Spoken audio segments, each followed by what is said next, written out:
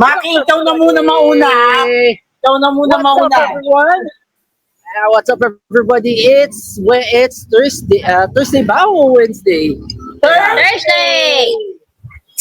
Thursday. Pero syempre, malapit na magtapos ang linggo. Pero magtatapos na po ang buwan ng July, mga kids. Exactly. Oo, correct. And welcome everybody. And syempre, welcome everybody sa isa na namang edisyon ng Grabe ka na! Sikat Trivia! Kumusikat Trivia. Grabe ka na.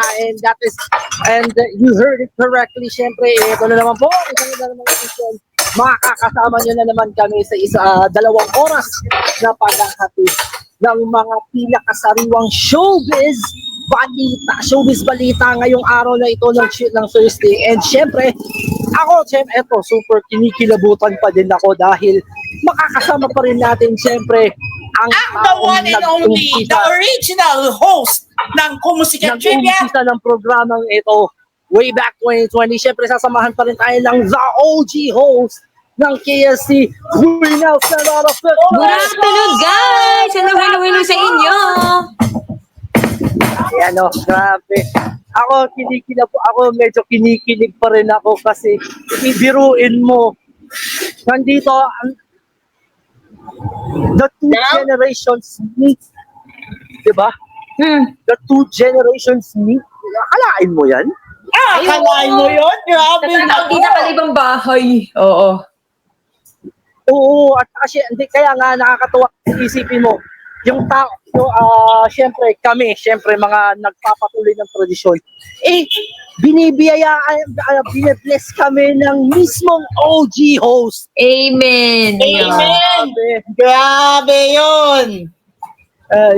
Literal na tamang-tama talaga yung timing natin doon sa tagline na grabe ka na kasi grabe talaga. Talaga. Sobra. Sobrang grabe. Ayun. Kaya naman syempre pinangako namin starting sa pagbabalik natin ng oras natin. Syempre araw-araw yung kami makakasama 3 to 5 p.m. Makakasama niyo kami 5 kasama na ang OG host. Pero syempre ngayon ang programang ito will be powered by a fandom page on Facebook. And powered na po ito ng Pinoy Pulse Global. Yes, indeed. Na maririnig ang programang ito, ang episode na to by 9 p.m. tonight. Yes, siyempre. So, by the way pala, siyempre, from the OG host, ipasa naman natin sa new gen host. Yes! Isang pinagpalang hapon po sa inyong lahat. Na-miss ko kayong lahat ng 2 linggo. Sorry kung na-preempt ng 2 linggo dahil sa sobrang dami ng ginawa. Recently, most especially noong mga nakaraang linggo ng July, especially noong time na nagsimula ang aking special. Yes. Diyos ko. Bisang panahon. Daming ganap kasi, oo. Daming ang ganap eh. Time flies when you're having fun ka naman. Tama naman. Pero syempre, hindi lang kami, syempre, may isa pa tayong new gen host. Bukod sa amin, ni JM, syempre, Nandi in the house! Nandi!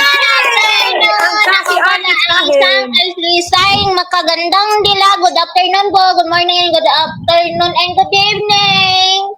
Yan! Yes, and ako po, siksik tayo na yun. Hapon ng Webes dahil 7 ang ating headlines na, 8. Make it 8. Make it officially 8 kasi 8 headlines tayo plus 7 headlines plus isang pag-usapan na matindi. maya-maya lamang. Kung ano yun, abangan Actually, ninyo. Kuya JM, ito na yun. Medyo i-unveil na natin yan. Dahil starting today, dahil nga mas pinalakas na, mas pinasiksik pa ang ating paghahatid ng mga sariwang showbiz balita. Meron tayong bagong segment na madadagdagan dito sa Kumusikat Media. At yun na Yes. yan. At yun na yan. Anong say mo sa issue? Ayun, anong say mo? Bakit? Dahil ito, hinga namin kayo ng mga opinion tungkol dito. Siyempre, magkakasama tayong magbabahagi ng mga opinion dito. And, siyempre, hindi pa rin mawawala ang ating Kumusikat Spotlight for the day. Mamaya malalaman ninyo kung sino ang Kumusikat Spotlight. But first, let's have the headlines first. Umpisahan Una na natin. dyan Ayan, so, ang umpisahan na natin pasadahan ng mga maingay na balita. Take it away! yes, Pickup Group na Fourth Impact magkakaroon ng solo concert na pinamagatang Domination ngayong Agosto 2025. SB19 at Popstar Royalty Sarah Geronimo nagkaroon ng song collaboration versus fake news. Baron Geisler inaming stage umano ang ginawa nila Kiko Matos at kinumpirma din na may binigay ang pulis sa kay Baron Geisler. Kung ano yon, alamin natin maya-maya lamang. Samantala sa ating anong say mo sa issue, pag-uusapan natin ang tungkol sa di umano'y POV ni Bini Joanna Robles tungkol sa pelikulang Sunshine. At may hanging question tayo dyan, maya-maya na i-reveal natin later on during our show. Samantala, sa iba pang balita, Katy Perry at Orlando Bloom kumpirmadong hiwalay na pero prioridad ay anak. My God, ano kaya to? Samantala, Bini, nominado sa K-World Dream Awards sa kategory ng Girl Group Popularity Award at nanalo at pinarangalan bilang Best Concert of the Year sa kakatapos lamang na New Hue Music Video Awards 2025. At sa ating Kumusikat Spotlight, makikilala natin ang artistang bumibita sa Sunshine, walang iba kundi si Maris Racal. So yan ang ating headlines at ang ating Kumusikat Spotlight ngayong araw na ito. Siksik ang ating impormasyon at meron tayong hanging question sa ating mga Kumusikat Spotlighters sa ating mga Kumusikat Trivia fans. Ang tanong natin ay Sige, ano ang ating... Actually, label na natin ito. So, ito na nga ang ating hashtag Kumusikat Tanong of the Day. yes, anong say ninyo tungkol dun sa issue ni Bini Joanna Robles ukol dun sa POV niya tungkol sa pinanood niyang pelikulang Sunshine na pinagbibidahan ng ating Kumusikat Spotlight na si Maris Racal. Oh, di ba? Kaya syempre, ano pa bang hinihintay natin mga ang hinihintay natin KST Nation? Umpisahan na natin tong pasadahan sa ating unang item. Ating unang item ngayong hapon to, unahin na muna natin ang tungkol sa di umano'y first ever major solo concert ng Fourth Impact na gaganapin ngayong Agosto 2025. Finally, after years na sila ay nag-aantay ng kanilang major break, finally, Fourth Impact will be having their first major solo concert on August 2025 na gaganapin sa Los Angeles, California. Ang grupong Fourth Impact na sumikat sa X Factor noong mga nakarang taon sa UK ay magkakaroon ng first ever major solo concert sa Estados Unidos at gaganapin ito sa Aratani Theater na matatagpuan sa 244 San Pedro Street, Los Angeles, California 90012. Imagine ninyo, first major solo concert ng Fourth Impact. And fun fact, alam nyo ba, if I'm not mistaken, Fourth Impact din, ay president ng Fourth Impact before pandemic, naging president pa sila sa Nickelodeon's Kids' Choice Award. And yes, biktima din po sila ng slime guns. Naging biktima din po sila ng slime guns, katulad ng Jonas Brothers na showeran din ng slime ng Nickelodeon. Bakit nga ba nandun ng Fourth Impact? Ano ba yung napanalunan nila doon? Best music, if I'm not mistaken, best musical group sila. One of the nanonood sila. Kasabayan nila ang Jonas Brothers, ang if I'm not mistaken, Little Mix, if I'm not mistaken, and Blackpink. Yun. Okay. Bukod sa Fourth Impact, may makakasama silang dalawang artista. Isang R&B artist na si J.R. Shabok at isang indie artist na si Garth Garcia. Gaganapin ito sa 29th of August 2025. Muli, gaganapin ito sa Aratani Theater sa Los Angeles, California. And for tickets, you may visit www.gfbayonaproductions.com.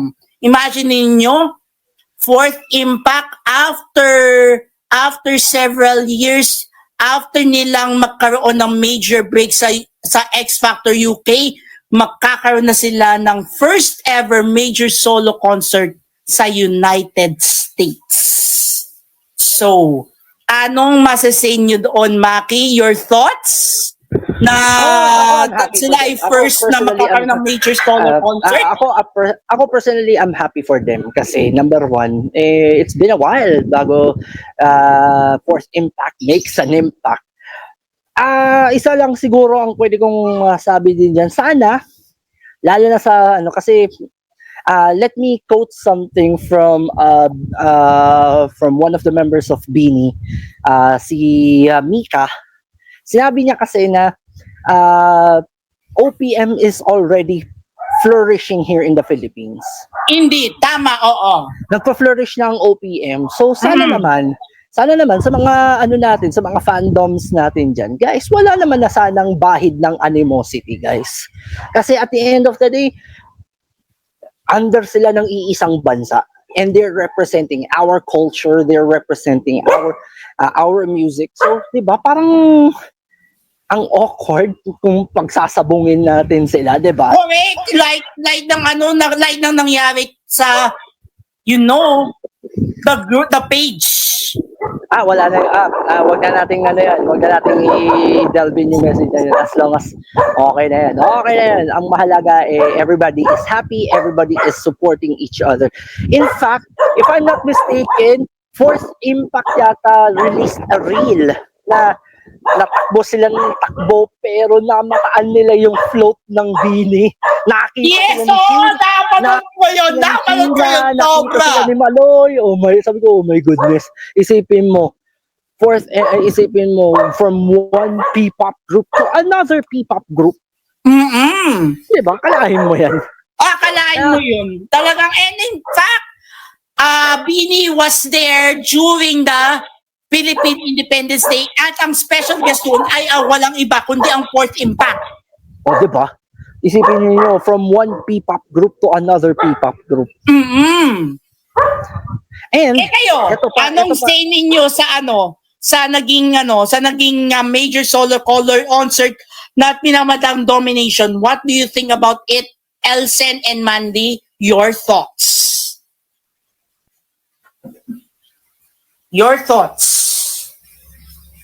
Mandy? Elsen? Well, kasi sa totoo lang, itong ano na to, itong pagiging domination ng Fourth Impact ngayon, talagang world domination eh. After several years na nagkaroon sila ng exposure sa sa X Factor UK as fourth power dati na ngayon ay Fourth Impact, talagang dominated na talaga nila ang world. Most especially nung nag-P-pop sila nung mga nakarang taon. Your thoughts? World class po. Ayun, world class. Masabi ko naman po sa Fourth Impact, ano po, pang global po talaga yan. Ay, oo. Ang dami Global naman po impact yung mga talaga. ambag. Ang dami po inaambag. Ayun. Ikaw, Mandy, what are your thoughts? Same din yung kay Elsen. Yan lang. Aha. Now, bago tayo dumako sa ating next headline item, may tatanungin ako sa inyo. Mandy and Elsen. Pag naka-receive kayo ng fake news, anong ginagawa ninyo? Ikaw muna, Elsen. Nako, pag nakatanggap ng fake news, ay nako, kakasuhan na po. Ikaw, Mandy. Pag makatanggap ako ng fake news, demanda ko agad siya, report ko agad siya sa pulis, at saka demanda ko siya. Good luck kami sa korte. Bahala siya sa buhay. Bulak sa karma nyo. Actually, totoo yung sinabi Sabi ni kayo. Waiting Warriors, dead ma talaga. You may expound kung bakit deadline lang natin ang fake news before we move on to our next headline. Dahil may kinalaman ang next headline natin doon sa pinag-usapan natin ukol sa fake news. Oh, lagot. So, Waiting Warriors, expound in chat kung bakit deadline lang natin ang fake news. Yan na yan eh. Ana, hello. Pwede ka naman mag-unmute. Kasi, Ayun, tama. Huwag mong pansinin, tama. Kasi, yung mga fake news, mas-stress ng community. oo, makaka-stress lang sa iyan. Kakaroon ka lang ng stress. And speaking of fake news, may kantang ginawa ang Popstar Royalty at ang boy group na SB19 na pinamagatang Umaaligid. Umaaligid, yes. SB19 at Popstar Royalty Sarah Geronimo nagkaroon ng song collaboration versus fake news. Ano kaya to? Pinagsama ni na Sarah Geronimo at SB19 ang kanilang mga talento sa unang pagkakataon para sa kantang Umaaligid. Isang mataas na enerhiyang pop track na puno ng matapang na komento sa disinformation at media manipulation. Ang dalawang higante ng OPM or Original Filipino Music ay nakatuwang sa makapangyarihang kolaborasyon na ito, pinaghalong malakas na boses, dynamicong harmonia at matalas na liriko. Ang resulta ay isang makapukaw na anthem na hindi natatakot magsalita ng katotohanan. We speak about truth, di ba? We need to speak about truth. Sa kantang Umaaligid, ipinapakita ni Sarah ang kanyang natatanging lakas sa pagkanta, habang ang SB19 naman ay nagdala ng mahusay na harmonia at matutulis na rap verses. Ang mga liriko ng kanta ay nagsisilbing babala at tawag sa publiko na maging alerto sa panahon ng fake news at maluktot na katotohanan. Di ba, Elsen? Tama Yes, yun? opo. Doon tayo sa totoo. Tapos itong kantang ito kasi, it was co-written by Sarah Geronimo alongside Adam Pondan, Joshua Daniel Nase, Robert Geronco, Samuel Geronco, and Tyro Alfaro. And he also Tyro co-produced it Alfaro, with Alpha and one of the best musical arrangers, indeed. Nilabas ang opisyal na It's audio on ng yellow. nilabas ang opisyal na audio ng Dito si kantang ito Sophie. sa iba't ibang digital streaming platforms kahapon, Hulyo at 30, hating gabi. So, nirelease ito kagabi. Hating gabi. Kasabay nito, ipinalabas din ang 10 minutong music film sa YouTube channel ni Sarah noong 12 p.m. ng parehong araw. Ang kantang ito ang kauna-unahang proyekto sa ilalim ng bagong tatak na independent record label ni Sarah na G Music. na kanyang itinatag kasama ang asawang si Matteo Gricelli. Sa isang Instagram post, ipinamalaki ni Matteo ang mahalagang milestone na ito na nagmamarka ng bagong kabanata para sa kanilang mag-asawa at isang malaking hakbang sa mahigit 2 dekadang music career ni Sarah Geronimo. Ayon kay Matteo, ang G Music ay hinilang mula sa pagnanais ni Sarah na magiging creatively empowered at pagmamay-ari ay ang musikang kanyang nililikha na inilarawan niya bilang kanyang trabaho, kanyang sining at kanyang pamana. Nagpasalamat din siya sa mga naging mentor at kolaborador sa nakalipas na mga taon na binigyang diin na bagamat mahalaga ang kanilang gabay, ang tunay na paglago ay nagmula sa pag-aaral ng balansiin ang creative at business side ng industriya. At sa huli, ang pagmamay-ari ng sariling mga likha, boses at hinaharap. Ang G Music ay tinayon sa mga prinsipyo ng kolaborasyon, respeto, transparency at paglago. Ang aming misyon ay suportahan ang music journey ni Sarah at sa tamang panahon, buksan ang mga punto para sa iba pang artist na may dagdag ni Matteo. Ang G Music ay sumusunod sa naunang mga proyekto ng mag-asawa ang G Productions at G Studios na nakatuon sa artist management at nagbibigay ng creative spaces. Sa kanyang post nang iwan si Matteo ng makabuluhang mensahe para sa paglilikha, pag-aaral at pagbuo ng sambagay na mananatili kahit lampas sa amin. Inaabangan din ng mag-asawa ang unang major release ng kanilang label, ang pinakahihintay na kolaborasyon ni Sarah at ng P-pop global sensation na SB19. Sa pamamagitan ng umaaligid, hindi lamang musika ang hatid ni Sarah Geronimo at SB19, kundi isang malakas na panawagan para sa kamalayan at katotohanan sa harap ng disinformation. Ang dami ng kumakalat na fake news. Kaya kung gusto ninyo, makinig na lang kayo sa kantang Umaaligid. Diba, Elsen? Yes, umaaligid po ang mga fake news at saka yung mga disinformation. Nako, ingat-ingat na lang tayo. Triple ingat po, guys. Tripling ingat tayo and always do fact checking. Research. Research. More. More research, dobleng ingat, at saka ano yung isa, be safe sa paggamit ng social media. Correct. Kasi sa dami ng mga kumakalat na fake news, katulad ng fake news ukol umano sa pagdisbad, sabihin, nako. Pupo. Nakita niyo naman yung medyo nakakatakot ngayon yung mga bata ngayon bumibili ng candy, mga pekeng candy na may kasamang DRUG. DRUG, alam mo yon. At Alam niyo na yun, ingat ang mga bata ngayon sa paghawak ng candy, hindi niyo alam may ano na pala. Kaya mga magulang, ingat-ingat sa mga batang kumakain ng candy. Pantayan yung mga bata.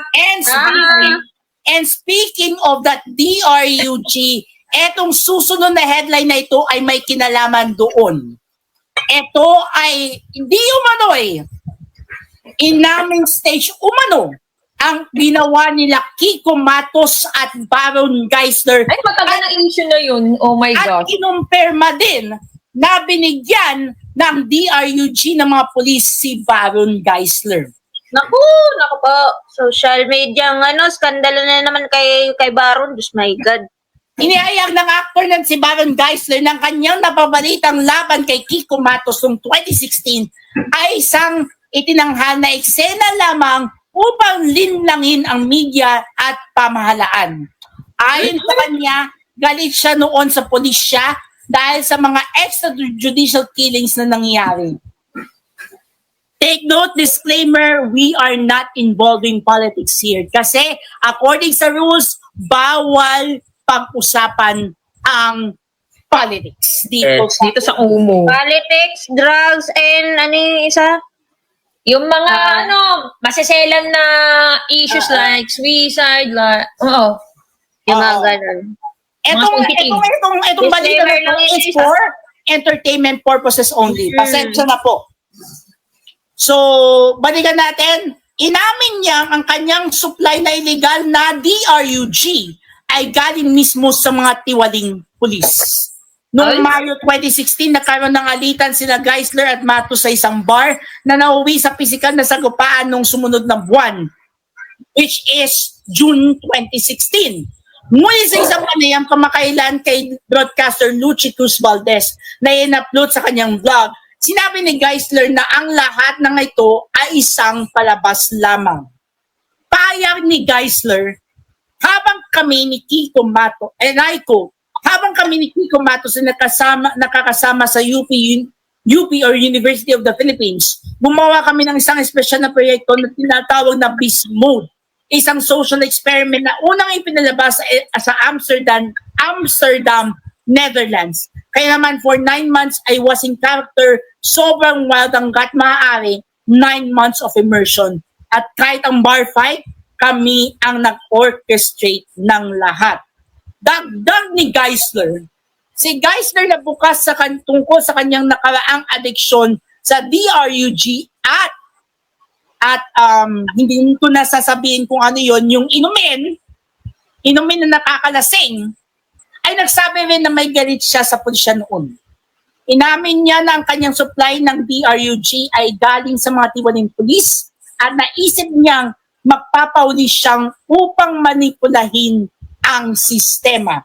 Aniya ni Geisler, oo, ang mga ulat ay gawa-gawa lamang para linlangin ang media at ang gobyerno. Guys, alam nyo ba, ang DRUG, kahit anong pwede mong gamitin yan. Pwedeng sugar lang, pwedeng bumili ka lang sa internet ng yon, at pwede mo din itapon yun. Kung gusto mo isunog, after mong gamitin sa shooting, okay lang. Yung sugar nga, pwedeng gawin ganun eh. Diba?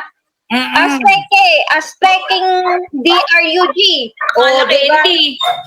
O yung chewable tablet. Oo. Pwede yun. At alam nyo ba na galing daw sa pulis yung binigay sa kanya, binigay kay Geisler ang DRUG. Anti-government siya noon dahil noong mga panahon na yun, ang namunang presidente noon ay nasa dahig ngayong mga panahon na ito. Alam niyo na kung sino yun. Alam na. Yes. That is. Kaya nung nagkakanap ang mga AJK, nagagalit ako sa mga pagpatay dahil nagbabago ang isip ng mga tao. Kaya nagkaisa kami ng ibang grupo, kabilang ang New People's Army. Again, we are not involved in politics here. We are making news headlines on entertainment purposes only. Dahil ayaw na namin ng sistema. Kung kaya ng mga politiko manipulahin ang mainstream media, ipinakita natin na kaya rin ng mga ordinaryong tao na tulad natin na manipulahin ang sistema. Tila tinutukoy ni Geisler ang serye ng mga pagpatay na may kaugnayan sa DRUG war ng dating Pangulong PRRD, kung saan libo-libong DRUG personalities ang na-neutralize sa pamamagitan ng Oplan Tokhang. Yung issue yan. At sa ilang kaso, mga pulis ang sangkot o pinaniniwala ang sangkot sa mga pagpatay.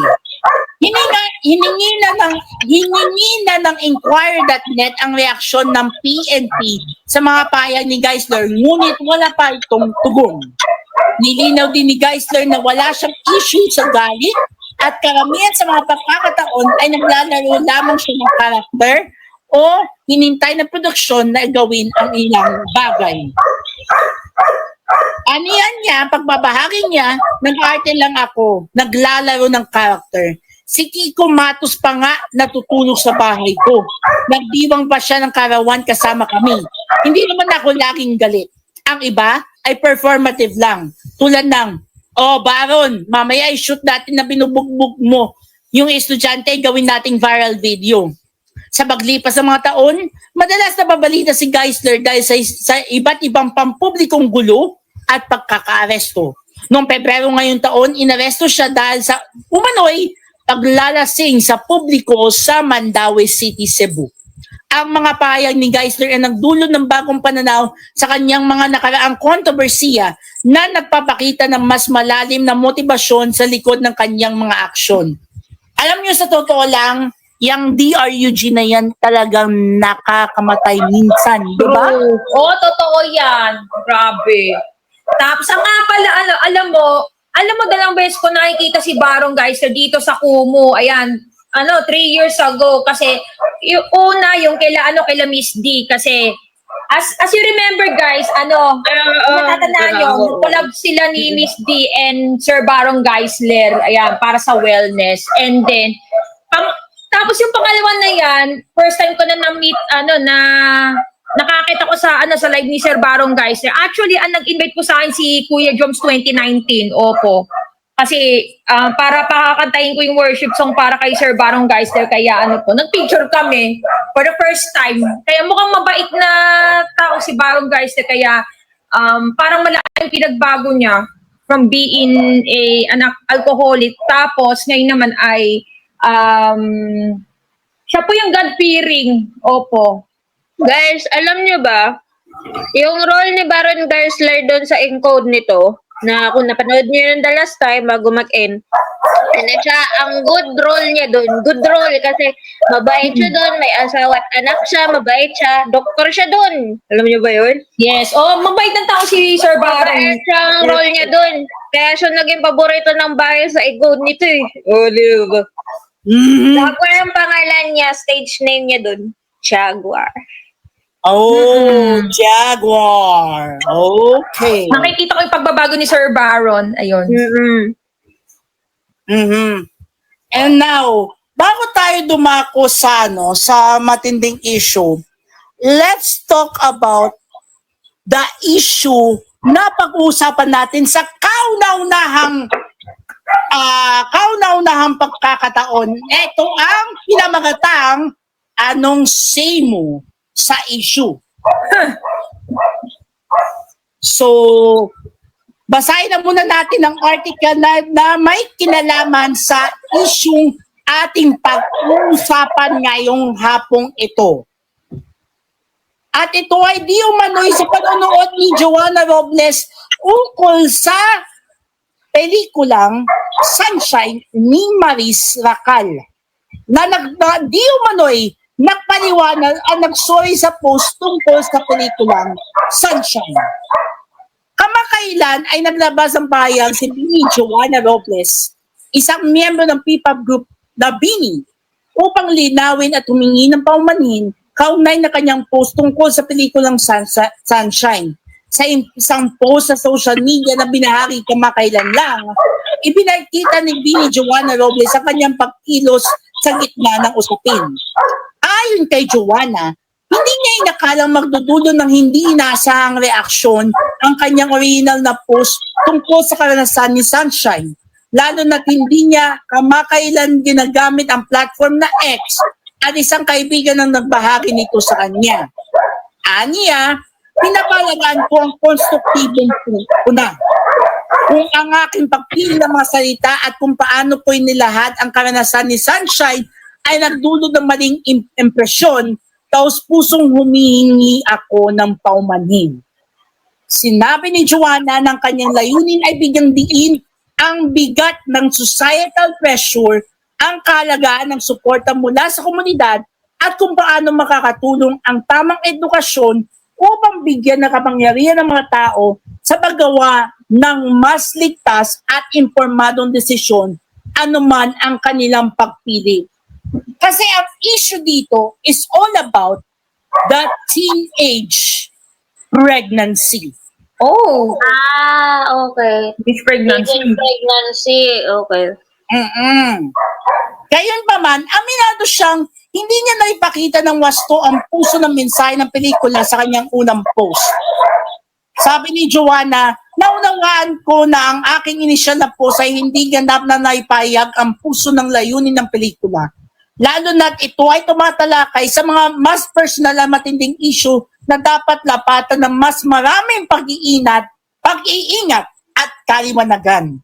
Sa kabila nito, pinuhay ni Joanna ang pelikula na tinawag niyang mabuting pelikula at talagang sulit panoorin. Ipinaabot din niya ang kanyang pasasalamat sa mga nagsalitaan ng bigay ng kanilang pananaw. Nabukas siya sa mas makabuluhang talakayan mula sa iba't ibang perspektibo. Pagtatapos niya, salamat sa inyong lahat, kasabay ng mga emoji ng dasal. Ang payag ni Joanna ay nagpakita ng kanyang pagnanais na linawin ang kanyang intensyon at magmalasakit sa sensitibong paksa na tinutukan ng pelikula. So, before we proceed sa issue talaga, pag-usapan muna natin ano nga ba ang nilalaman ng pelikulang Sunshine na pinagbidahan ni Maris Racal. Sunshine is a 2024 Philippine sports drama film written and directed by Antoinette Hadaone, starring Maris Racal as a titular role along with Elijah Canlas, Tyrell Manabat, Jenica Garcia, Anika Ko, and Mel Soriano. The film follows a young gymnast who finds out she is pregnant on the week of the national tryouts. My God. So, sino ba tong si Sunshine? 19-year-old Sunshine tries out for the national gymnastics for a final opportunity to compete in the Olympics. She lives with her older sister, Jeline, a former gymnast who became a single mother to an infant daughter, Gracie, and her younger brother, Rob. During practice, Sunshine's coach, Eden, notices her gaining weight before the latter fades. Upon waking up, another coach asks Sunshine when she last menstruated, but she is unable to recall. Realizing that something is wrong, Sunshine leaves and takes a pregnancy test, which yields a positive result. Fearing the end of her athletic career, Sunshine conceals this information and seeks out illegal abortifactants in Quiapo, only to be followed by an unnamed girl who chastises her using foul language. My God. Delikado yung ginagawa nitong Sunshine film na to. No? Mandy and Elsen? Ako, lalo na sa mga batang nanay, yung batang ina. Oh. Sunshine goes to her boyfriend, Mickey, who dismisses the pregnancy and tells her to abort. Enraged at his apathy, Sunshine smashes his car's windshield using a sledgehammer provided by the girl. That night, Sunshine goes partying with her friend, Thea, in the hopes that she could terminate her pregnancy through alcohol. But after encountering the girl, Sunshine reveals her pregnancy to Thea. Sunshine blackmails Mickey into providing money to buy an aborting patient. Afterwards, she undertakes a failed attempt to abort at a motel, resulting in her being hospitalized after she bleeds uncontrollably and collapses in pain, as the girl desperately comforts her. While recovering, the hospital's doted obstetrician harangues Sunshine until she is fetched by Jeline, who had noticed Sunshine's pregnancy after she vomited while taking care of Gracie. Jeline tells Sunshine to rest, but she refuses, saying that gymnastics is her life. Rumors of Sunshine's pregnancy spread, prompting Eden to warn Sunshine, who continues to deny the allegations, that she will be removed from the team and to urge to her to keep her problems separate from her athletics. Sunshine buys another abortive patient and is afterwards accosted by a 13-year-old pregnant girl, Mary Grace, who also wants an abortion. Sunshine is moved when Mary Grace reveals when she was impregnated by her uncle Bobot and gives her money to buy abortifacients. Sunshine then catches up with the girl and a gay child, Ariana, who is a runaway from her abusive family. As a chatter, Ariana senses something is wrong in their home and rushes back. Sunshine and the girl follow her, only to discover Mary Grace bleeding and unconscious after trying to abort herself in the motel. The three rush Mary Grace to the hospital, but the doctors fear legal punishment for assisting in Mary Grace's abortion until a sympathetic daughter, Helena, discreetly agrees to help. Mary Grace eventually recovers but loses her child. As Sunshine comforts Mary Grace, she overhears the girl searching for Ariana, who has disappeared. Sunshine tries to comfort her, but the latter reproaches her and runs away. Sunshine tells Mary Grace's mother what happened, only to find her cavorting with Bobot. Enraged, Sunshine bludgeons Bobot with a bottle before escaping. Rhea secures an appointment at Elena's clinic for Sunshine's abortion. At her home, Sunshine is visited by Miggy and his father, Jaime, a pastor. Miggy makes an insincere apology as Jaime offers to help care for their would-be child, but Sunshine refuses, saying that she does not want to be a mother, as Jeline orders the men out. Jeline comforts Sunshine and expresses her support for whatever decision she makes. Afterwards, Sunshine is shown training as the girl reappears and watches her routine, prompting Sunshine to ask her if she understood her decision. The girl replies in the affirmative and carefully embraces Sunshine, revealing that her abortion was pushed to and that the girl was Sunshine's unborn child. The film concludes with Sunshine competing in a gymnastics competition as her family and coaches cheer her on. So yun yung kwento ukol sa pelikulang Sunshine. Kaya ngayon, sa ating tanong na anong say mo sa issue, nararapat ba na pag-usapan sa pamilya ang tungkol sa teenage pregnancy? Sino mauna? Ako o ikaw, Ate Sen? Anong say mo? Sino mauna? Ako, sige, baka makalimutan ko sasabihin ko regarding sa ano na yan, sa ano. So all in all kasi sa una pa lang, masabi lamang po, hindi tanggap yung hindi tanggap ng pamilya kasi napaaga na buntis.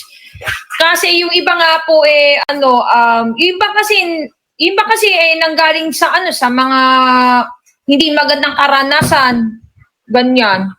Tapos pero at the end of the day kasi once na mapanganak po unti-unti na po nilang tanggap po kasi ito rin natin ng blessing. Kaya for me hindi na dapat i-abort.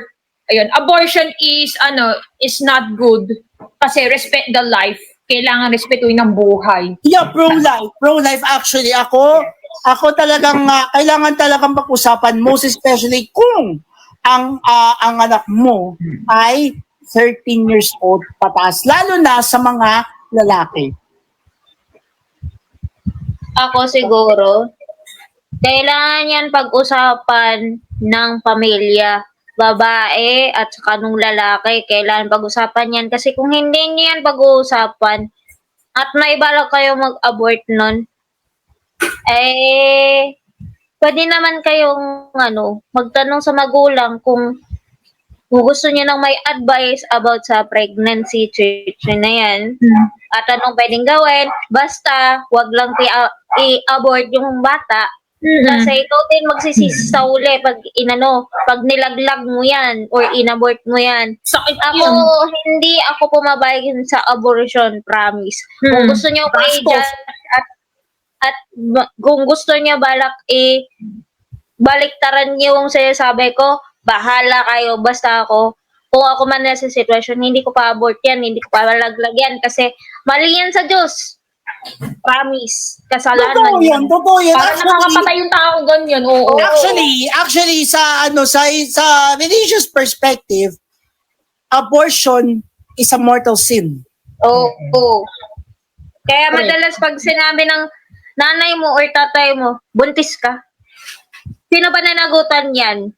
Huwag mo anihin yan. Ganon lagi ang sinasabi nila. Bakit kasi ayaw nila na magkaroon ka ng kasalanan na pinalaglag, pina-abort mo yan kasi kasalanan yan sa Diyos.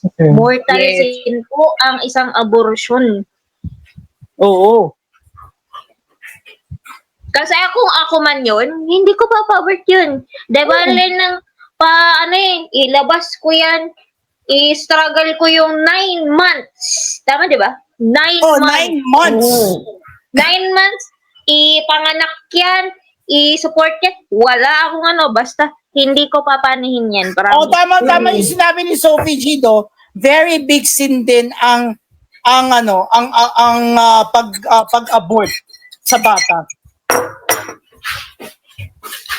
Kaya kung gusto nyong itry, huwag nyo nang subukan. Lalo na sa mga babaeng teenager na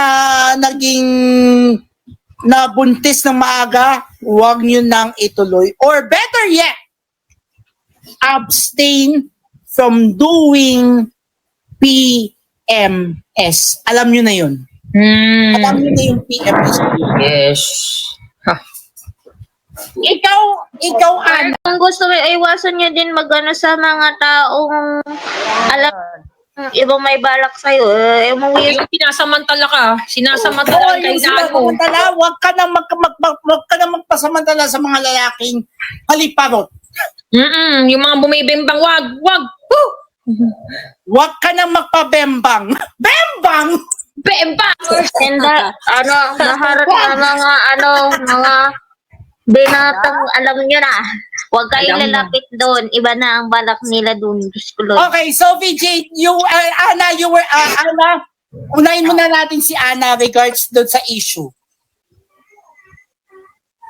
Go ahead. Noon sa abortion, makasalanan yun eh. Dapat ipanindigan na lang nila yun. Kung, di ba ginawa nga nila, di dapat panindigan nila yun. Yun. Ikaw, Sophie J, your thoughts about the issue ng pinag-uusapan natin ngayon? Yun, kung gawin mo yun, parang,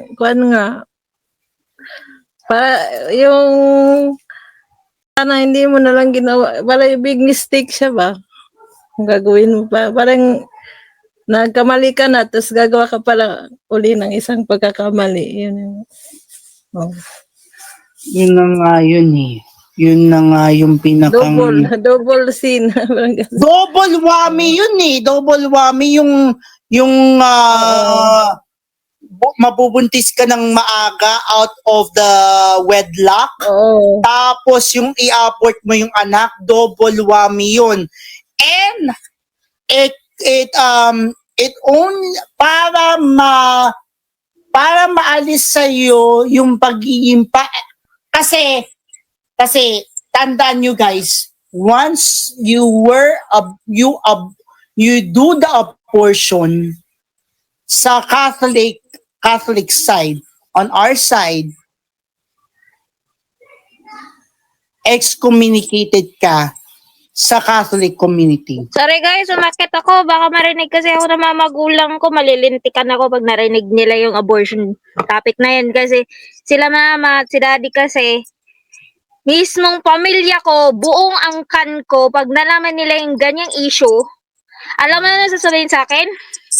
Or bigla silang magsasalita without, out of the blue sa topic na yun. Bakit mo yan anahin? Huwag mo yan papalaglag, huwag mo yan abort. Bahala kayo, self-support mo sarili mo. Sino yung ama, siya yung pananagutan nung nga. Oo, pananagutan dapat yung linyahan ng isang magulang. No joke, yun. Kung ano yung linyahan ng magulang, yun about sa abortion. At sa mga pregnancy issues. Correct. Lord. Mhm. Nako. Kahit sinong tanongin mo magulang yan, hindi lang sasabihin, my God. Correct. So, i-open up pa natin. Let's discuss some more kasi matindi tong issue na to eh. So, sa eskwelahan, since most of our listeners are moms out there, ano yung masasabi ninyo tungkol doon sa teenage pregnancy when it comes to schools? Nararapat na bang pag-usapan ito sa eskwelahan about that particular sexual education? Ako as nagiging graduated edukadang babae na nakatapos ng college ito na yan, siguro ako, masasabi ko siguro na hindi lang magtanong sa magulang, hindi man dahil mag-support ang magulang sa'yo eh. Mag-research ka, hindi lang sa pag-research. Dapat tinatopic yan ng guro ang sex edu. Bakit? Kailangan yan para alam kung ano ang dapat, karapat-dapat, at tamang gawin ng isang lalaki at isang babae pag na buntis at sa pag alam nyo na, SEX. Oo. Ikaw, Elsen, your thoughts about opening up the sexual education sa eskwelahan? Ano po, bago po kayo magkaroon ng family planning kasi dapat magkaroon naman po ng parang seminar para Oo, kailangan po, yan. 'di ba, may mga iba't ibang schools nagpa-participate or nagpa-facilitate po para sa seminar.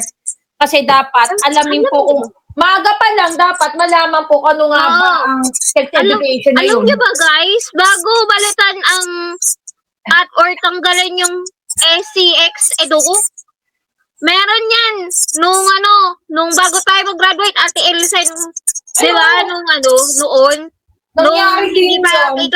12, may sex education, promise. Tanungin nyo man yung mga dating mga teachers, sasabihin nila yan, dapat may sex education kasi para malaman anong impormasyon at dapat tamang gawin ng isang lalaki, isang babae pag nagkaroon ng isang pamilya. Quote and quote, family planning. Diba? Yes. Yun na nga. Kasi kung walang family planning, bahala ka sa buhay mo. Yan ang medyo mali. Kasi pag walang seminar at hindi nila at walang kaalam-alam guys, naku, wala na. Oo, yun ang Wala. nakatakot dun. Babase ka lang sa information na alam mo, Diyos ko Lord. Tanungin mo na lang mga magulang mo, okay lang yun. Tanungin mo yung teachers na nagtuturo ng ganyan, okay lang. Doktor ba nga sama mo na.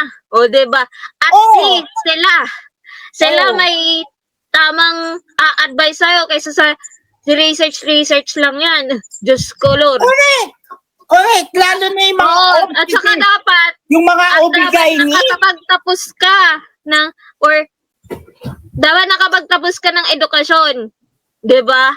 Lalo na yung mga OB-GYN, alam nila yan. Oo, lalot na 'yun, oo. Hindi lang babae ang OB-GYN guys ha.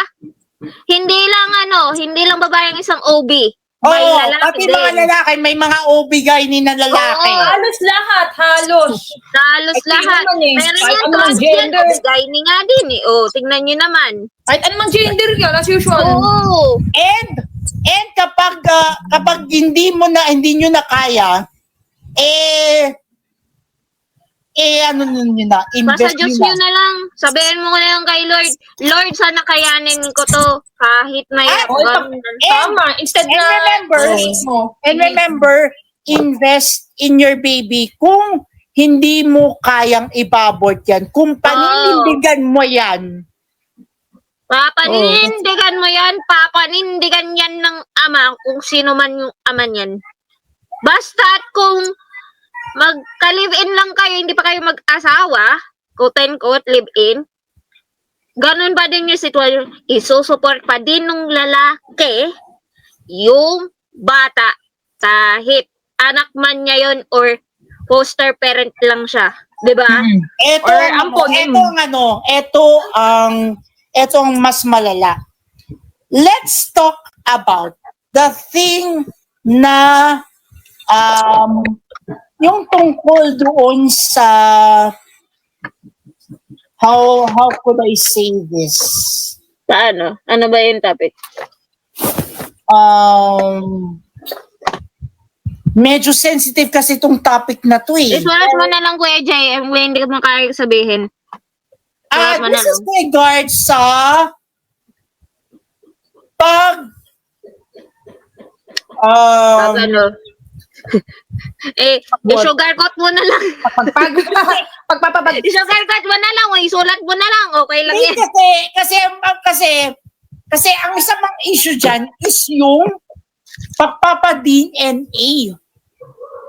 DNA test. Okay. Yes, oo. Kasi minsan, itatakas ng tatay yung responsibilidad. Ay, hindi ko yung sagutin. Alam mo, kahit anong takas mo, or kahit anong takas nung lalaki, same ba din yung sinasabi ko? At uulitin ko yun, isusupport nung lalaki yung bata. Hindi yun quote-unquote. General seeking and totoo yun. Panagutan mo yan. Alam mo, kung siya yung ama, ikaw ang magsusupport. Magsusustento. Oo, susustento in Tagalog. Kung hindi nyo alam yung Sir susustento, Peter, ewan hello. ko na lang sa inyo. Good luck. Good luck sa inyo. Kaya, Konsensya nyo. Oo. kaya kung Lalo sa mga, sorry for the word, pero yung mga lalanding lalaki na babaero, good luck sa inyo, ah. Good luck. Good luck sa pangbibimbang. Good luck talaga. And Sophie Jade, your final thoughts about our issue bago tayo dumako sa next showbiz headlines. Oo, pala, Ate Sophie, ano masasabi mo pala dun sa DNA test and abortion and the pregnancy test? Ay, pregnancy issue. Oo. Bali kung gano'n, di ba, kailangan Bro, agad ka isipin sa nila- Magka na. isipin muna nila yung mabuti bago gumawa Wait. ba. Ganon. Hindi agad padalos-dalos yung decision. Oh. Makiakyat ka na. Makiakyat ka na. Buti na lang na ano ka na doon sa pinakang sa ating... Tsaka Kuya JM, as pagiging kami mga babae, lahat kami mga babae dito ngayon, same ang sasabihin. Tanungin mo man si Brother Maki, same din yung opinion niya din yun. Regarding sa- Diba, Kuya Maki? Okay, this is regards doon sa teenage pregnancy kasi nasa issue na tayo na kung saan yung pahayag umano ni Vinnie Joanna about doon sa pelikulang Sunshine. Okay. Pregnancy, About abortion, and pregnancy. DNA testing. Your thoughts about everything. Narapat ba na pag-usapan sa family ang teenage pregnancy? Narapat bang na pag-usapan ng sexual education sa paaralan? Your thoughts about the abortion, DNA Tsaka test, DNA everything? testing. Oh my goodness gracious, ang bibigat nitong mga tanong na to. Ah. Pero just to give my honest opinion about this. Number one, yung unang tanong about sa teenage pregnancy, nakakalungkot man isipin pero nangyayari to. And sad to say, kahit anong baliktad natin ng mundo, common na nangyayari ito. Guys, bago pa man itong Sunshine na ito, guys, don't you remember yung teleserye ni Erich Gonzalez? Yung 14. Ay, Ay, sorry, oo. oo. Actually, At saka yung at saka yung teleserye yung Batang Ama. Oy, Angelito. Kila GM de Angelito. Guzman. Ay, yung Angelito. Alam mo ba, guys? Etong topic natin ngayon, merong drama na same ang situation. Alam niyo ba kung ano yun? Ano yun? Gawin ko yung title. Hocus Lab. H-O-G-G-O. Tapos Lab. Hocus Lab. Oy. Ito. Oo. Bago yun. Bago pa yan. Sige, Ito same pa. din yung Bukod pa same dyan. din yung situation. Pero ang ano lang dun is, siya ang magro-role na ama kesa yung lalaking asawa nung, iniwan kasi siya nung asawa. So, which means siya yung, kumbaga siya yung tumayong bagano ama. na, tatay, dun sa Okay. dun sa bata na nalubuntis. Same din, same situation. So, good luck kayo Hindi, panoodin ito. yun. Nabanggit mo yung concept na yan, guys. Actually, after ng 14, ng Angelito, guys, yung teleserye pa ni Nash Aguas. Ay, yung Bagito! Ano yun? Yes! Yung, oo. Bagito title. Ano Hilito. ba ang pinag-uusapan doon? Ano yung common sa tatlo na yun?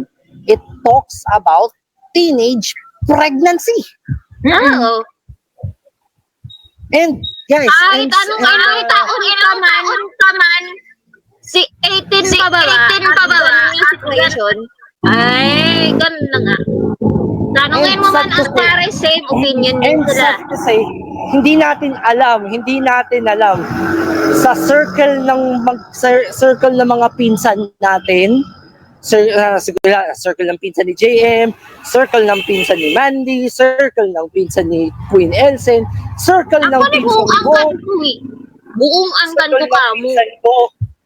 Malamang sa alamang may isa or dalawa or tatlo ay biktima ng teenage pregnancy.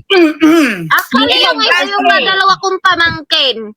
Dalawang pamangkin ko dun sa kapatid kong kuya na panganay. O, diba? Parehas sila. Ganun. O, diba? O, isa Pero, pa, ang ano lang dun is legal age na tapos ganun yung situation. So, which means, alam mo anong sinabi ng tatay ko sa kanilang dalawa as pagiging lolo? ano? Di ko mismo isupport mo yan. Ikaw bahalang magpalaki niyan. Ganun. Ganun kabigat. Yun na nga. O, ito. Mismo ang magulang nung babae, Ako sa kami, circle ko, as in, oo, same opinion, same linyahan, same. ako Walang, sa circle ng mga pinsan ko. kahit Ako sinong sa circle tao, ng mga pinsan same ko. line, same linyahan, same opinion. Same. Same. Copy-paste mo lang. Same. Pag same, copy-paste. O copy-paste mo. Oo, copy-paste yun. Ang opinion ng isang tao sa ganun, yap. Guys, sa mga pinsan ko. Ay, si Bro nga sila. Wait. Si Bro Maki na. Sa mga pinsan ko, yung pinsan ko na babae, at the tender age of 14 din, nagkaanak. At ang masakit, ito yung masakit na part yung nambuntis, pinabayaan. Alam mo, gusto magbara ka, sugalang bawal eh. Yun yung masakit na part dun Aray Kaya, ko. again, yung sa Ate Kati! Uy, Hi, Fred! Hi, Fred! Kati, what's up? Kati! Fred! Hello! Ayan, so going back sa paksang tinatalakay ng pelikulang Sunshine, yun, number one talaga is teenage pregnancy, it's common, and yung kailangan na ba na pag-usapan yung sex education or what not. Bonus ko pala dun sa sasabihin. Inuunti-unti na sa mga public schools. Yan, sa mga public schools.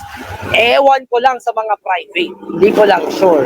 Kasi Hindi, halos lahat Halos lahat ang schools kasama ba din yun talaga. sa ano man yun? Sa science, kasama ba din yun? Hindi tinanggal yun. Sa private school, Lahat na yun, totoo. Totoo yung sinabi ni Bernadette Kati. Every school has the right to do sex education. Ito, think first to do right decision, Diba? sabi ni Sophie. Ito pa yan. Isip-isip Yung muna. sinabi kong about dun sa family kong mga pamangkin ko. Dahil yung dun sa anak ng panganay kong kuya. Mismo yung dalawa kong, or yung isa ko sa pamangkin ko. Bakit? Dahil yung ama nung isa kong pamangkin na isusupport, nagiwalay. So, mismo yung pamangkin ko. Ayun Sabi ko lang. dati to kay Ate Lucen, yung mismong pamangkin ko nagsusupport, hindi yung lalaki. Baka galing no? Kung tumakas yung lalaki. Nung DNA test, nalaman siya yung ano. Diba? Pero doon nag-iwalay sila. Yung pamangkin ko mismo ang doon sa bata. My God, ang hirap nun. Best mong apo ko na yan, ha? Mismong apo ko na yun, my God. Apo yun. Apo yun? Oh, Ano, joke? Seryoso? Batang lola. Asa batang lola. okay, Maki. Maki, continue. Continue your thoughts. Narinig pa ba ako? Yes, dinig. Okay. Ito yung last, ito yung answer ko sa last question about masakit na bahagi ng pregnancy, ang abortion. Oh, yes. Ayun nga, Kuya Maki, anong masasabi mo dun sa abortion? Anong Hindi na dapat masasabi mo? hindi na dapat yan hindi na dapat legalized yan. Bakit? Number one, ano ang ina-advocate natin? Lahat tayo, ano yung ina-advocate natin in general? Di ba buhay? Yes. Life, yes, Buhay. Hindi naman animal ang anak mo, di ba? Exactly. Oh, yes. Naalala ko Bakit yung animal ba? Pwede mong patayin. Naalala ko yung commercial na yun eh. Naalala ko yung commercial na yun eh. Anak mo yun, hindi naman yun animal na pwede mong patayin ang maging aborte. Di ba? Kayo man. Animal man yun para patayin nyo yung anak ninyo. Tanungin nyo ang sarili ninyo. Di ba mali yun? Animal ba Mali siya yun. para patayin Sinatrato ninyo? na Hindi talaga parang yun. Oo. animal.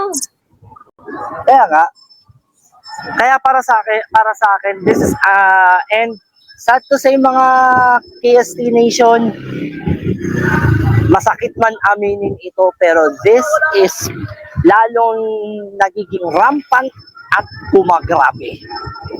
Totoo. Lumalala. Pero, ito yung mas worse. Ito yung mas worse, ha. Isipin niyo to. Oo nga. Sige, sabihin na natin hindi siya nag-abort ng bata. Okay. Well, good. Palakpakan tayo. Di nag-abortion. Sabihin natin blessing. Hi, Debbie. Hello. Pero ba't Hindi. Ang problema ay pinabayaan ng bata. Ang quote doon is, anong tawag na yan? In-orphanage nila yung bata kasi hindi nila kayang isustento yung bata. That's the word. Hindi. In-orphanage nila yung bata. Hindi lang orphanage yun naman. Hindi. One worst example. Isipin mo. Ano? Iniwan sa example, kalsada? Then, let's say for example, example lang to, Elsen. Si Elsen nagkaanak.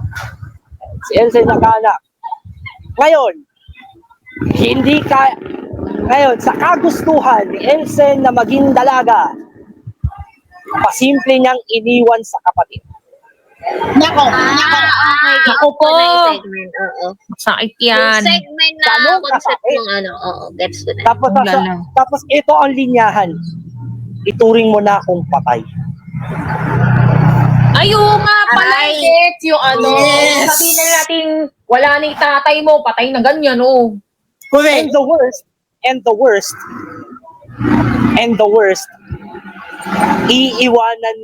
iiwanan mo yung bata ng responsibilidad na hindi mo kaya. Ayan yung sinasabi ko kanina eh. Yan yung sinasabi ko kanina eh. Na kung anak mo yan, sagutin mo yan eh. Panindigan mo yan.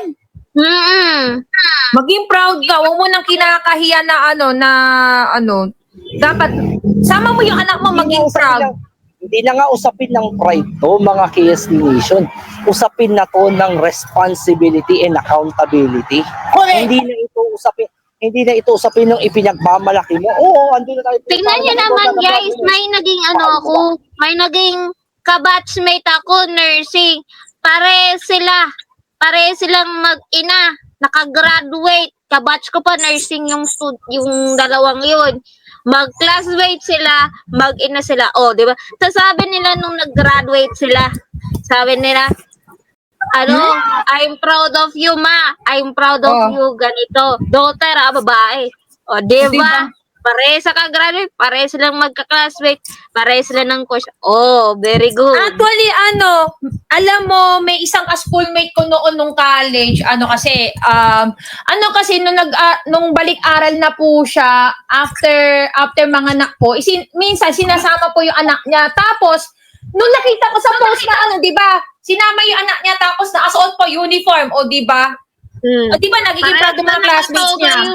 Yung kabatchmate ko yun, pare sila nakatoga, kulay pula.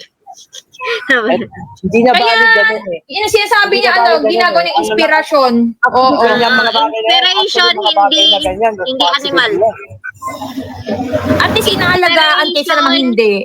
O, diba? Support and kung titignan natin, siya, panindigan. Ano mga panindigan in English? Nalimutan ko. Bilang Responsibility, okay. responsibility and accountability. Correct. Yes. Nagpunla ka na ng hindi sa lupang ibabaw.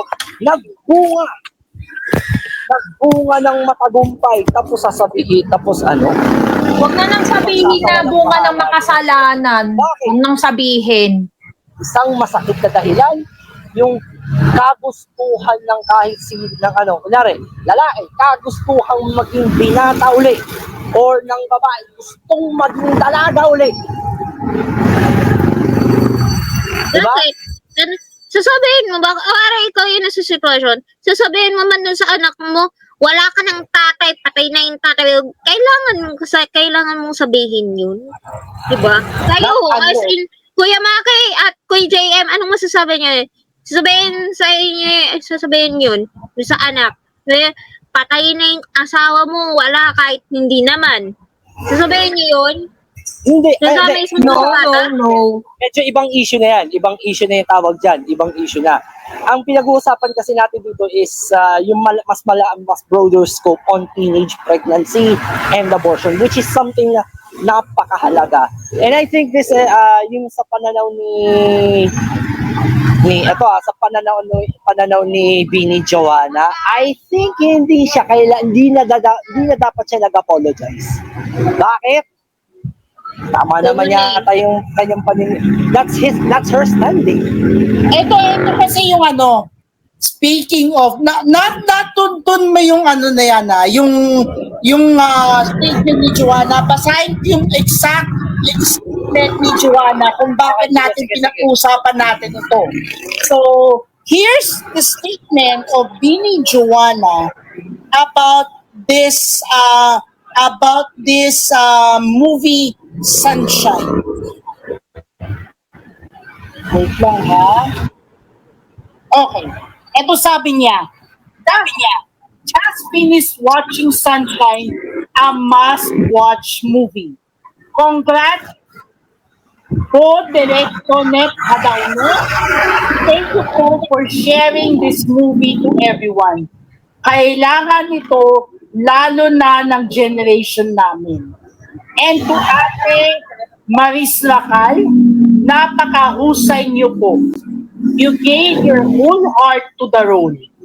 I love how it tackled mental health, na kapag yan na yung tinitira, ang lakas-lakas na ng loob nating gumawa ng mga bagay na ikapapahamak natin. You never really know what someone's going through, and it's really important to be more understanding of the silence, the sadness, and always try to live up.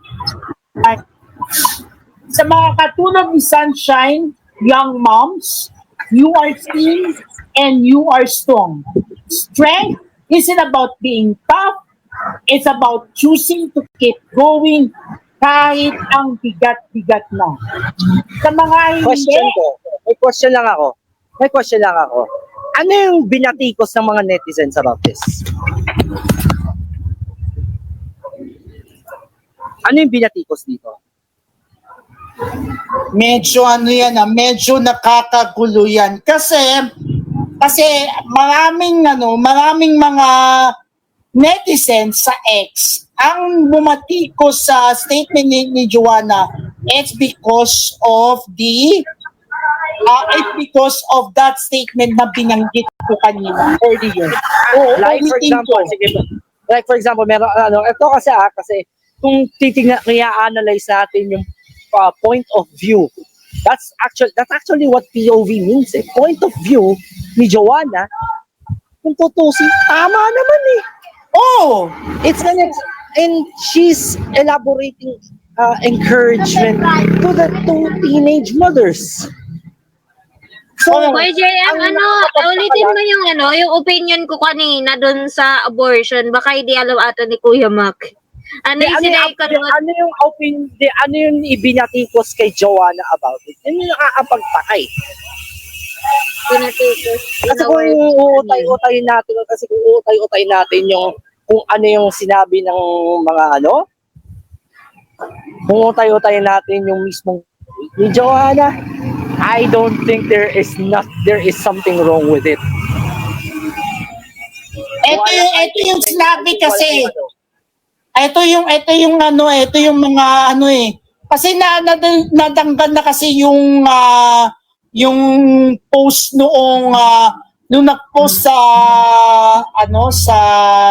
sa X nito, pero merong isang nag-tweet dito na sinabi, go back to school. Ano yan? Sinaunang argument? So dapat pala pare-pareho tayo ng review about the movie? Like, what the heck? Ouch! Ano yung gusto pa? Ayan, yun yung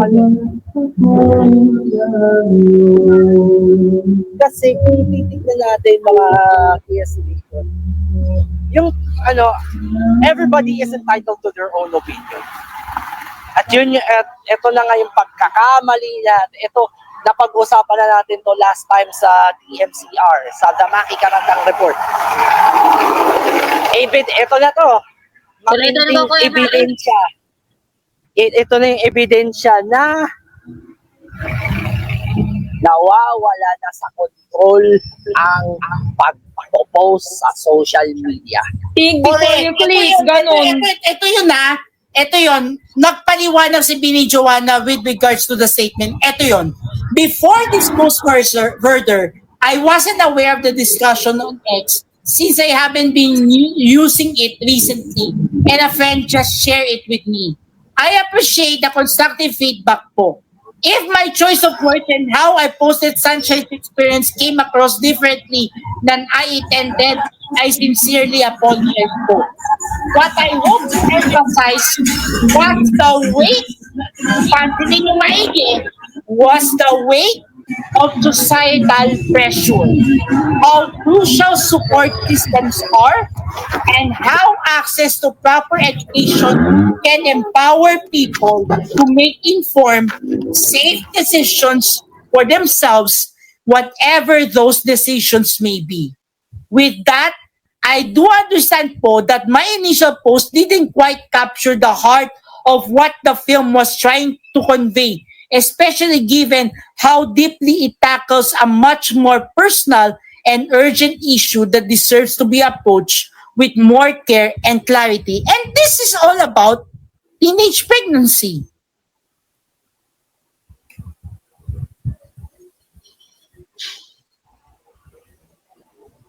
Nawala si Maki. Bro? Wala, nahulog kapit. Ano? Kumabit na naman. Kumabit ka, Kuya Maki. Ulitin ko yung opinion ko kanina about dun sa pregnancy, abortion, DNA, etc. na yan, ay ako ay hindi ako pumapayag Sa abortion. O i-abort yung bata. Papanindigan ko yan. Sabihin ko dun sa boyfriend ko, yung asawa ko, panindigan niya yan. Ginawa niya yan. Ginusto namin. Isusuport namin parehas. Hindi siya tatakas. Diba? Hindi na iiwan. Hindi iiwan. At isa pa, papatulong ako sa Diyos sa ginawa kong desisyon. Hindi lang sa pamilya. So, bakit din niya pamilya? Pero, optional na yan. Kasi may sarili ka ng buhay, may sarili ka ng pamilya, di ba? Yes. So, tutulong lang ang pamilya mo. Pero at the same time, sa sarili mo na yung pamilya. Basta ang ano ko is information, advice, and ano yun, be logic sa ginagawa mo. May sarili kang desisyon,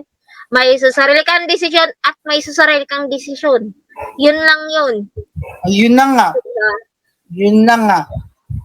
And habang inaantay natin yung pagbabalik ni Maki, dako na tayo sa ating next headline na kung saan anak din ang prioridad ng international love team na to na di umano'y kumpirmadong hiwalay na. At sino yon? Katy Perry and Orlando Bloom. Ouch. Di ba kailan lang? Ay, hindi pala si Dua Lipa pala yun, sorry. Katy Perry yung- Si Dua Lipa pala yun, sorry. Si Katy Perry pala yan. Okay. Okay, eto na yung splok, eto na yung chika, eto na yung juice. Kinumpirma ng mga kinatawan ni na Katy Perry at Orlando Bloom ang kanilang paghiwalay matapos ang maraming buwan ng pagbabago sa kanilang relasyon. Ayon sa pahayag na natanggap ng People noong Hulyo 3, nagtapos na ang kanilang engagement ngunit nananatiling silang magkasama bilang pamilya para sa kabubuti ng kanilang anak na si Daisy Dove. Sinabi ng mga kinatawan, dahil sa maraming usapin at interes kamakailan tungkol sa relasyon ni na Orlando Bloom at Katy Perry, kinumpirma na kanilang mga kinatawan na nagbabago ang kanilang relasyon sa nakalipas na maraming buwan upang bigyang focus ang co-parenting. Magpapatuloy silang makikita bilang pamilya dahil ang kanilang pinagsasaluang prioridad at pagiging magulang ay ang pagpapalaki kay Daisy Dove, 4.5 taong gulang na may pag-ibig, katatagan at mutual respect. Matapos ang 9 na taon na on and off na relasyon at 6 na taon mula na mag-propose si Bloom, natapos na ang kanilang engagement. Ayon sa ulat ng People noong nakaraang buwan. Kamakailan nagbahagi si Bloom ng mga panipi sa social media tungkol sa bagong simula at mga saloobin mula kay Carl Jung tungkol sa kalungkutan at pag-isa.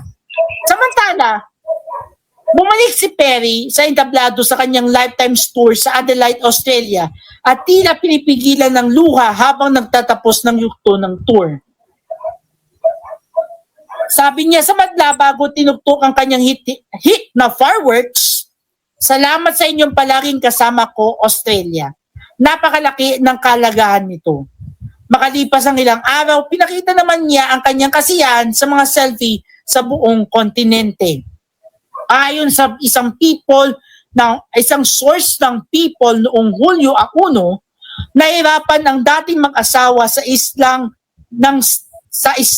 ng stress sa mga buwan bago ang hiwalayan. Nagdana sina Katy at Orlando ng parehong problema na nagdulot ng hirap sa kanila sa loob ng maraming taon, sabi ng source. Sobrang abalasan ng kanilang buhay na nahihirapan sila maglaan ng oras para sa isa't isa at ayusin ang mga hindi pagkakasundo. Kapag hindi sila nakakapag-usap ng maayos, nahuhulog ang kanilang relasyon sa mababang antas. Nanatili ang kanilang focus sa anak na si Daisy, ayon sa isang source mula sa industriya ng pelikula. At ang source ang nagsabi na minsan hindi sapat ang pag-ibig para panatilihin ang dalawang tao na may magkaibang estilo na may pananaw sa kung paano gawin ang mga bagay. Maaari itong maging hadlang sa pag-ibig. Nagsimula ang relasyon ni na Perry at Bloom noong 2016 matapos makakilala sa isang after party ng Golden Globes Awards. Bagaman naghiwalay sila noong 2017, nagbalik loob sila noong sumunod na taon ang naging engaged noong taong 2019. Ano, bago ako mag-graduate? Ay, ano ba? Hindi, nag-graduate ako 2019. Yan pala yun. Hindi ko alam na may anak pala sila. Grabe. Late balita yun. Late At ano. ngayon, kumpirmadong hiwalay na sila. Kaso nga lang, ang mangyayari dyan, kahit hiwalay man sila, yung anak pa din ang i-roll pa din nila, isusupport pa din nila. Pag susupport silang tatlo, susupport niya yung asawa, kahit hiwalay na sila, susupport din yung bata. Ang kawawa, di ba? Ang komplikado. Wala silang magagawa. Komplikado Ganon talaga talaga. ang nito. Ang hirap doon. Ayaw ko minsan yung tibong, may anak agad, wala pa man, hindi pa kasal. Yun yung uyok. Promise. Sa akin lang to pero as in, like, ayoko muna magkaroon ng anak after ikasal or bago ikasal. Ang sakit nun. Ang sakit nun. Sa totoo lang. Okay. At saka isa pa, sige, isipin nyo yung ganun. Paano yung pangalan ng bata? Paano yung abilidad din ng bata? O diba? Oo. Paano yung babalaki yung bata? Ganito, ganyan. O diba? Hirap na. Ang hirap talaga. Sobra. Kung may balak kayo magpakasal, di go. Kung wala pa man, very good. Ayan. Enjoy the life. Enjoy pagiging pagiging mag-live-in. Okay lang, kahit wala pa kayo. Masaya kayo. Kaysa yung Oo. may anak kayo, tapos ganun. Ay, sus Marios. Good luck. Good luck. Basta Diyos nyo na lang yan. My God. Good luck talaga. Ipasa Good Diyos luck, na lang super. natin yan. And to Katy Perry and Orlando Bloom, we wish you the best and make yourselves a priority of Daisy. Daisy nga ba yung ano? Yes. Yung anak? Di ba Yung kanta pangalan- yung Daisy? Ayan. Yung Diba, ano, ano ba yung spelling yung ng Katy Daisy? Perry. Katy Perry. Wait nga. Daisy. D-A-I-S-Y. Daisy. Daisy. Tapos may kanta yung Daisies. Kanta ni Katy Perry. Mhm. Daisies. Oo, Daisy nga, Kuya JM. Kanta yun eh. Daisy nga, Daisy. Daisy. Okay. Bulaklak. Daisy nga. Daisy, shete. Iba yun. Charot, ano lang yan? Charot. 4 years old na pala yung bata. Ang bata. Oo, pandemic, oo. Tapos, nag-tribute ng kantang Daisies, yung Katy Perry. Yung may Yun. chorus na, Daisies. Ganun. Ayan. Okay. Kanta yun. Okay, enough of that Katy Perry and Orlando Bloom dahil ang sunod natin ay good news. Kung may bad news, may good news naman. Dahil ang Bini nanalo at nominated pa. Anong gusto niyo unahin? Yung nanalo o yung pagiging nominated? Nominated. Nominated. Okay, unahin na muna natin yung pagiging nominado ng Bini sa isang award na kung saan ang category nila ay magiging Best Girl Group Popularity Award. So, ito ay sa pamamagitan ng isang awards na dinevelop ng Korea. So, basahin natin ang Nations Girl Group na Bini nominado sa K-World Dream Awards sa kategory na Girl Group Popularity Award. Excited ang mga tagahanga o mga blooms ng P-pop girl group na Bini dahil opisyal na silang nominado sa Girl Group Popularity Award ng 2025 K-World Dream Awards. Ang balitang ito ay nagdulot ng malaking suporta mula sa kanilang loyal na fanbase na blooms na ngayon ay aktibong bumuboto para sa kanila.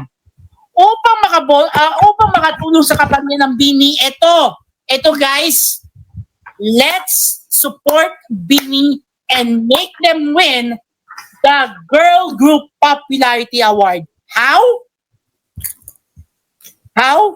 Download the Doc app mula sa App Store or Play Store. Second, kailangan mag-sign up o mag-log in using a Google, Kakao, o X account. Pagkatapos, maaaring kumita ng voting ticket sa pamamagitan ng daily attendance, panonood ng video ads, pagsagot ng surveys, streaming, at pagbili. Ayon sa gabay, maaaring kumita ng hanggang voting tickets sa odd days, habang mas mataas sa bonus na hanggang 1,000 voting tickets ang matatanggap sa ika-10, ika-20 at ika-30 araw. Sa video ads naman, maaaring kumita ng hanggang 10 voting tickets kada 30 minuto, habang ang streaming ng mga kanta ay maaaring magdala ng hanggang 300 voting tickets bawat stream. Basta't hindi isasara ang window habang tumutugtog ang kanta. Para sa karagdagang voting tickets, maaaring itap ang ticket box sa home tab ng DAC at app, kung saan makukuha ng extra tickets sa pamamagitan ng first come, check the page, shopping, event, at ticket banner, ads, surveys, missions, at iba pa. Maaari rin kumita ng bonus voting tickets sa pamamagitan ng pagpili ng recommend sa 3 linya sa itaas na kaliwa at pagpasok ng recommended ID na makikita ninyo sa Pinoy Pulse Global Facebook page natin. Huling hakbang, i-click ang home tab at scroll down para hanapin ang 2025 K-World Dream Awards Girl Group Popularity Award at gamitin ang nakuha ng voting tickets upang bumoto para sa BINI. Ang suporte ng mga tagahanga ay mahalaga upang maipanalo ang grupo ang prestiyosong parangal na ito. Patuloy na nagpapakita ng kanilang talento at dedikasyon ng BINI at ang nominasyon na ito ay isa na namang patunay ng kanilang paglago sa industriya ng musika. And speaking of BINI, dadako tayo sa isa pang news item na kung saan nanalo ang BINI bilang Best Girl Group of the Year, at ang Grand Biniverse ng BINI ay pinarangalan bilang Best Concert of the Year sa katatapos lamang na New Hue Video Music Awards. Bukod sa BINI na nakasungkit ng Best Concert of the Year at Group Artist of the Year, nanalo din si Iles Morena bilang Female Artist of the Year, DJ of the Year na si Dara Carmina, Guitarist of the Year si Gaba, sining ni Jonella JR bilang Best Collaboration of the Year, Gian and Rafa of Capo Joe bilang Vocalist of the Year, Diwata bilang New Artist of the Year, Choi Padilla Adi na bilang Keyboardist of the Year, Hev Abe bilang Hip Hop Artist of the Year, Apadabuan ni Janine Teñoso bilang Best EP of the Year, Bassist of the Year ay si Agnes Reyoma ng Ben and Ben, Male Artist of the Year si Maki, ang Drummer of the Year walang iba kundi si Tim Marquez ng One Click Street Band, Album of the Year ay ang Method Adapter ni Ellie Buendia, Song of the Year ay Dilaw by Maki, Indie Artist of the Year ay ang Over October at ang Music Video of the Year ay ang kantang Lia by Zild. Congratulations, BINI, for bagging 2 major awards, the Best Concert of the Year at ang Group Artist of the Year. Ayun. Atahiming na kayo dyan. Hoy! Wala. Iniisip ko lang yung Korean ng Yun. Korean ng meaning ng honey. Ha? Honey! Han. So, hopefully, ipagdasal natin na makuha ng BINI ang kanilang Girl Group Popularity Award, and nominado din sila sa Jupiter Music Awards 2025 na ang botohan ay magsasara sa elimination round bukas August 1, 2025, kung saan 5 categories ang nominated. Ang nominated ay BINI. So ano ba yung mga categories na included ang BINI sa nominations? It includes the Female Group of the Year, the Album of the Year for Biniverse, Song of the Year for Cherry on Top featuring Agnes Mo, and the Collaboration and Music Video of the Year for the same song. So, ang voting ng preliminary round ay matatapos ng August 1, and kapag umabot sa finals round, ang Gcash number. at kapag umabot sa finals round, ang Bini sa 5 categories ay pwedeng bumoto sa final round from August 8 to 29, 2025. So, we hope and pray na makapasok sa finals ang Bini sa Jupiter Music Awards. Tita Susan. So, the deadline... Pala yung bagong ni Bark yung Chic, may bago siyang K-drama. Abangan nyo. Sa Disney Plus, 12 yung nasa inyong title. Abangan nyo yan, premiere August. And speaking of Bini, magkakaroon sila ng collaboration with Orchestra of the Filipino Youth na ang kanilang song ay pinamagatang Oxygen, and the premiere of that music video will be on August 2, 2025, at ang kantang Shaggy ay magkakaroon ng music video, official music video on August 8, 2025. Ayan. So hopefully manalo ang Bini sa Jupiter Music Awards, makapasok sa finals ang Bini sa Jupiter Music Awards bilang Female Group of the Year, Album of the Year pa sa album na Biniverse, and Song of the Year, Collaboration of the Year, and Music Video of the Year para sa kantang Cherry on Top featuring Agnes Mo. Ayan. So, yan yung balita ukol sa Bini. And finally, bago matapos ang ating programa, kilalin na natin ang bida ng Sunshine. Walang iba kundi si Maris Racal. Or sa totoong buhay, ang kanyang totoong pangalan ay Maristela Cañedo Racal. Ginawa ko ito. Maristela Cañedo Racal. So, sino si Maris Racal?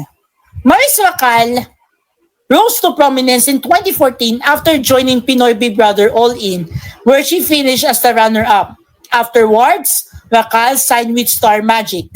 She was previously a member of a Showtime all-girl dance group, Girl Trends, and ASAP singing and dance group BFF5.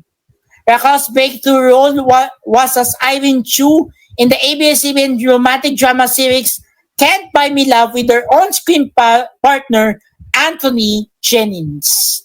So Maristela Cañedo Racal was born on September 22, 1997. Again, Maris Racal was born on September 22, 1997 in Tagum, Davao del Norte to Henry and Leonie Racal. She is the fifth of 6 children. In short, malapit sa pagiging bunso si Maris Racal. Get na. Middle child na. The fifth of 6. Middle child, malapit sa bunso. Malapit sa bunso. Racal grew up in Davao del Norte and graduated high school from St. Mary's College in Tagum. In school, she regularly sang the responsorial psalm and performed during Mass. Aba, laking simbahan din pala tong Maris Racal na to. She also uploaded cover songs on SoundCloud. Racal pursued a degree in medical technology at Trinity University of Asia but discontinued their studies due to her busy schedule dahil sa pagiging artista niya. After Binoy Big Brother, Racal was launched as part of Star Magic Circle 2014 and had been quickly molded as a budding actress, starting off on the drama series Hawak Kamay, followed by more stints on several TV series like Maalaala Mo Kaya, Ipaglaban Mo, Oh My G, and Ning Ning, and on films like Halik sa Hangin, Just the Way You Are, and The Breakup Playlist. Alam mo, noong premiere night ng Just the Way You Are, throwback muna tayo. Alam nyo ba, noong Just the Way You Are, nakita ko si Maris Racal in person at ang sobrang liit pero ang cute niya in person, promise. Sobrang cute niya. Alam mo kung bakit? Alam mo kung bakit, Bandy? Dahil naimbitahan ako as a kapamilya VIP nung buhay pa yung kapamilya VIP card. Naimbitahan ako sa premiere night ng pelikulang Just the Way You Are na kung saan ang bida ay ang Lisken. And nakita ko si Maris Racal, ang sobrang liit niya, pero ang cute niya, super. Ang cute niya, super. Okay, balik na tayo. She also starred with Roberto Solomon Pagotan IV in the DRMOR episode The Kate and Red Story. In April 2015, she released her first single, Tanong Mo sa Bituin, as part of Star Records compilation album OPM Fresh. In June 2015, she played her first lead role in the film Stars vs. Me by Tandem Entertainment. In February 2016, Racal was introduced as one of the members of all-girl dance group Girl Trends of the noontime show It's Showtime, where she was tagged as Magnificent Girl Trend Maurice and became the group's team young member. She also played a supporting role in the comedy drama series We Will Survive. In October of 2016,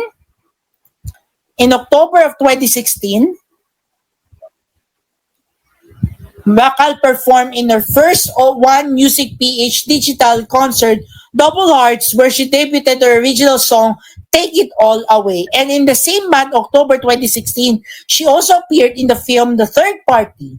In December 2016, Racal played the role of Maxine in the 2016 Metro Manila Film Festival box office entry film Vince and Kath and James.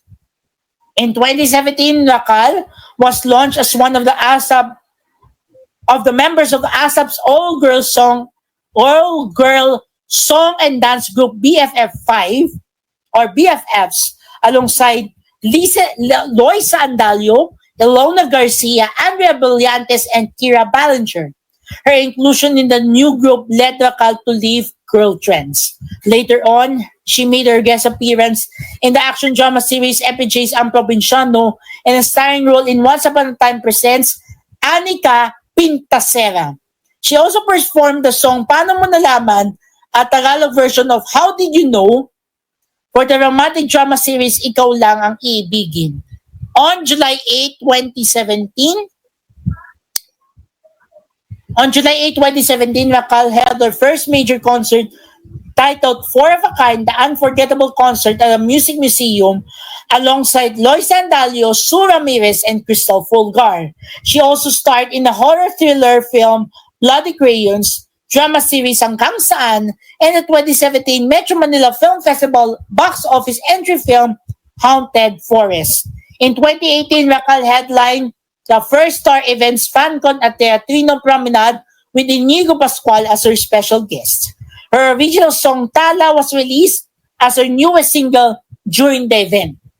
A few days later, she debuted as co-host for Inigo Pascual's online show One Music Pops appearing on the first episode of the 4th season.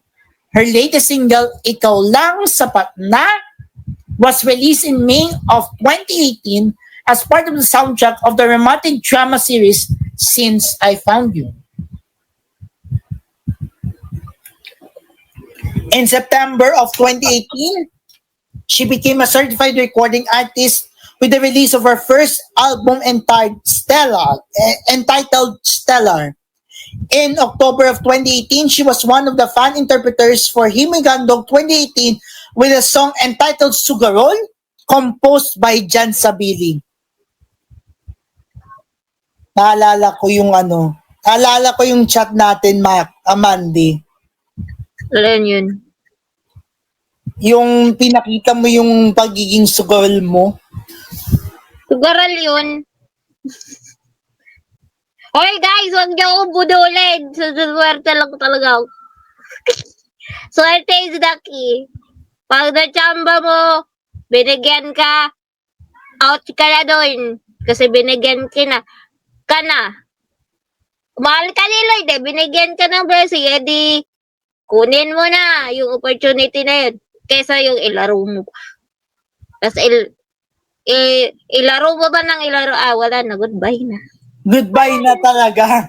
In 2019, Racal joined the cast of family drama series Pamilya Ko in the role of Pichi Mabunga. Pamilya Ko was later cancelled in 2020 following the loss of ABS-CBN's franchise in the middle of COVID-19 pandemic. Racal temporarily worked on TV5 under his Black Timer shows. She was part of a short-lived program Sunday Noontime Live and played a lead role in the romantic comedy series Stay in Love. She later made her appearance on the big night of the Pinoy Big Brother Connect in March 2021 and returned to ASAP in April 2021. Ay, thank you, Ate Sandy. Thank you, Sandy. In 2023, Racal was cast in the romantic drama series Can't Buy Me Love. She portrayed the role of Irene Chu, a spoiled alcoholic and sarcastic girl who has a rivalry with her half-sister Caroline Chu. Portrayed by Bel Mariano, Irene eventually develops a love-hate relationship with Snoop Manansala, played by Anthony Jennings. Racal and Jennings both gained mainstream recognition for their roles as a love team. And in the music career, nagkaroon siya ng mga songs like Teen Love Song, Turtle Song, and Bibimbap na kinumpos niya ng sarili niya during her stay in Pinoy Big Brother All-In noong July 2014. So, Racal dated an actor-singer Inigo Pascual during their time as on-screen partners, but their partnership didn't work out and remained as friends. After the split, Racal was linked to musician Rico Blanco from 2019 to 2024 after a meeting at a friend's wedding. They announced their relationship in July 2021. Racal and Blanco later broke up in July 2024, and on December 3 of the same year, her love team partner Anthony Jennings' ex-girlfriend Jamela Villanueva alleged that Jennings cheated on her with Racal and released screenshots of Racal's intimate private conversations with Jennings. On December 6, Racal publicly apologized to Villanueva and her supporters and accused Jennings of deceiving her, alleging that they repeatedly claimed to have broken up with Villanueva in private.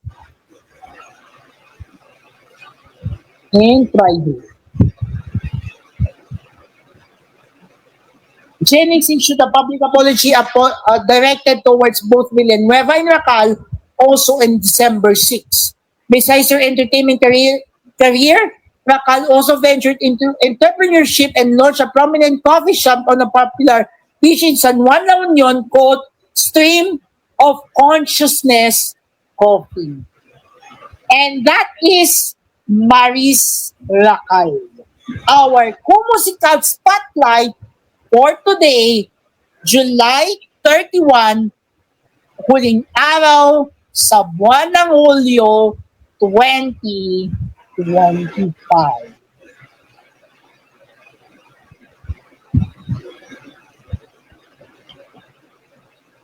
And with that, nagdaan na naman ang halos 2 oras ng ating pagtatanghal ng ating showbiz balita ngayong araw ng Huwebes, July 31, 2025. Balikan natin ang ating mga balita ngayong hapong ito. P-pop group na Fourth Impact magkakaroon ng solo concert na pinamagataang Domination ngayong Agosto 2025. SB19 at popstar royalty Sarah Geronimo nakaroon ng song collaboration versus fake news. Baron Geisler inaming stage umano ang ginawa nila ni Kiko Matos at kinumpirma din na binigyan ng pulis binigyan si Geisler ng mga pulis ng DRUG. Sa ating anong say mo sa issue, pinag-usapan natin ang tungkol sa POV, di umano ni Bini Joanna Robles ukol sa teenage pregnancy matapos panoorin ang pelikulang Sunshine. Katy Perry at Orlando Bloom kumpirmadong hiwalay na, prioridad ay anak.